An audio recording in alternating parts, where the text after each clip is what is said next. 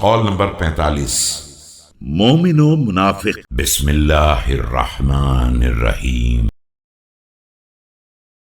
لو ضربت خيشوم المؤمن بالسيف هذا على أن يبغضني ما أبغضني، ولو سببت الدنيا بجماتها على المنافق على أن يحبني ما أحبني۔ اگر میں اس تلوار سے مومن کی ناک بھی کاٹ دوں کہ مجھ سے دشمنی کرنے لگے تو ہرگز نہ کرے گا، اور اگر دنیا کی تمام نعمتیں منافق پر انڈیل دوں کہ مجھ سے محبت کرنے لگے تو ہرگز نہ کرے گا۔